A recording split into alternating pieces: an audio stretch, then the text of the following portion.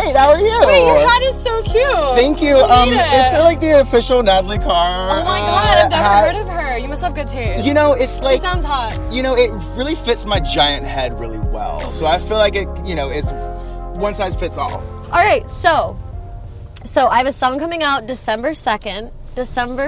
So that is next Friday, which is really fucking soon. So we're going to promote it by doing a little drive for the song that is called Drive. This is my friend Clay. Hi. Clay is iconic. We bonded immediately. It's true. So Clay listened to the song and he watched the video. And it's I don't know awesome. what day the video will be out. It'll just be out. It'll be a shock to me as it is to all of you. What was your interpretation of it compared to the other things I've put out? Like, what do you think of this song? Oh, this is like straight up like ballad sad. It's sad. Yeah. I think it's got some fucking heart and emotion to it. Yay. Instead of a good like fuck you. Yeah. It still has some fuck you though. Yeah, I agree. That's for sure. Okay.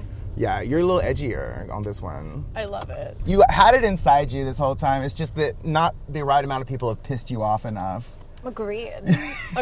You have to reach a certain level, you know. Let's talk about the dark imagery in the video. Initially, when I told Josh what I wanted to do, it was like a little bit much. Like it was a little like I was high and I was like, this is what I think. And it was like too grand of an idea, so we narrowed it down. And I was like, you know what would be fun since it has like this one part that's like edgy and like punk rock. I was like, what if we just did a performance scene at the Milestone and like just made it, like gave it that moment, even for that just one part of the song. And so I'm really happy with how it came out. The and legendary Milestone. I got to like tie someone up and all the fun stuff. Because I'm edgy again. One more time, I'm edgy. I can feel it. It's got me on edge. I loved it. So, is this the single that's coming out? Yeah. Are you gonna put out a full like EP? I am. I'm so excited. People remind me every 5 seconds, like, why haven't you put out a project? But I will be putting out a project. We are going to put out an EP and then hopefully like a full-length album. I'm so excited. I think people have this misconception that I like write a song and I'm like, I'm gonna put it out. Like, I write a lot of songs. It's just the ones that make it out. And then I think, you know, putting a project together is kind of a different animal, so I'm really excited about it. I'm using different parts of my register, and I feel like it's, because it's a ballad, it's just more emotion than maybe I've been giving. Not that my songs haven't been emotional, but I feel like the last few have been pretty fun, especially coming out of Wasted Potential. And this one is going to be more emo. So I can't wait. I hate holding in a burp. It's so hard. Every time I talk, you gotta let it go. You gotta go all natural and let it out. Can we talk about how good this drink is for a second? It's my yerba. Have you tried it yet? No, I haven't. This is one of my favorite flavors. It's like the summery one. This was I did the pumpkin spice song for. Delish. Oh, this is actually really good. So good. Yeah. Those are the ones that are like basically like caffeinated, like sparkling get water. Yeah, like they're so good. Can you mix vodka with this? You can mix vodka with it. Yes. We driving around, baby.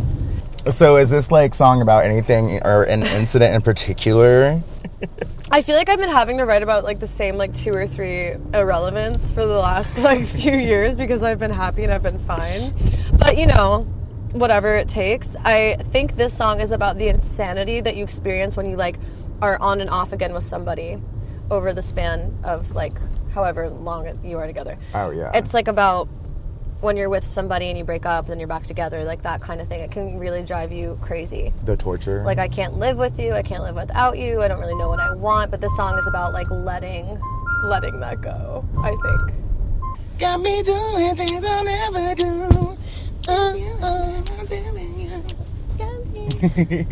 So, who all did you collaborate with on Drive? I collaborated with only 2 people on this one, Shago and J Mac, and we, and Chris too, who engineered it. It was just one of those songs, like it should have been easy to finish, and for whatever reason it wasn't. I think it was just because I was using different parts of my range, and I just, you know, that hasn't always been the most comfortable thing. It's like a vulnerable thing for me to do. Yeah. It's to like sing in different registers and do different things. And I just really wanted this to hit right because it was an emotional song. It wasn't just one that I was like, okay, this is silly and fun. I wanted it to be right. So this one took a really long time to come together, and it was annoying as fuck. I'm so happy it's over, and I can't wait for it to just be out in the world. Cheers to that. Oh, I'm so excited. But I get that that's like, you know, you're trying to do something completely different. And, well, that's a part of growing, too, as an artist, because you don't want to do the same thing over and over again. Right. Because that's not fun. Exactly. And you're always churning stuff out. So it's just like, I feel like you're going to be trying more stuff. And I'm going to be trying so many things. I feel like I've just been in, like, my warm-up lap. Yeah. I know that sounds crazy, because like, anyone that knows me is like, oh, she's been doing this for a while. But like, I feel like I'm just now hitting, like, my... Okay, this is what I want to do, and this is how I want to be perceived. Right. And, like, even in this song, like, the bridge is kind of, like, rock and roll. When I wrote the song, I wrote it fairly quickly, at least, like, the top line. I didn't think it would go there, and then as we were, like, fleshing it out from a production standpoint, we took it there, and I wanted to take it there. And I pushed to take it there because I was like, we should try this. Like, it's just a moment in time in a song. It's not, like, every song I put out. It's not a project. So I was like, let's just experiment with this different genre for 10 to 15 seconds. Whenever you started the song, did it end up being way different Really than you were like thinking? Pretty close to how I envisioned it. I wrote it in like 20 minutes. Like the top line, the lyrics, melody. Mm-hmm. It was all the other stuff that I just wanted it to be right. Right. Is the best way I can explain it. And I mean, I don't think it's the most profound song in the world.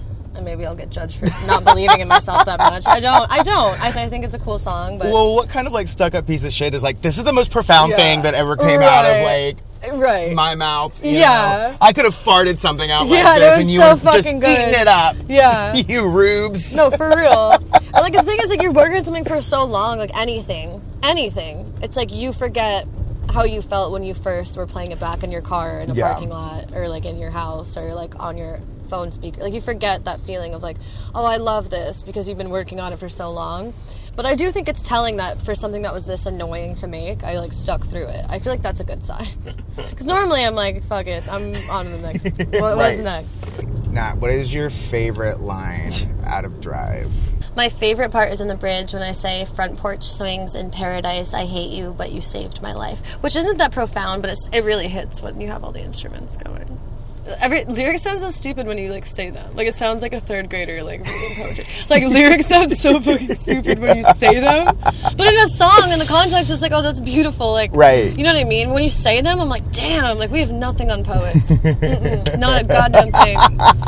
For me, when I work with people that take me seriously, it makes me feel, and this is for every artist, like, I think I spent a lot of early years just trying to, like, make enough money to pay people, and which is great, always pay people, but just try to, like, work with whoever would just give me the time of day. Now I'm on a point where, like, I demand a level of, like, seriousness and, like, professionalism and, like, in a want. I want the people that work on anything I do to want to be there. And I feel like I have the best people with me on all fronts, whether it be video or live or production. Like, I know the people, like, want to be there and care about me and care about what I'm doing. And it doesn't matter if you have 3 followers or 3 million, you should always ensure that the people that are working with you give a fuck.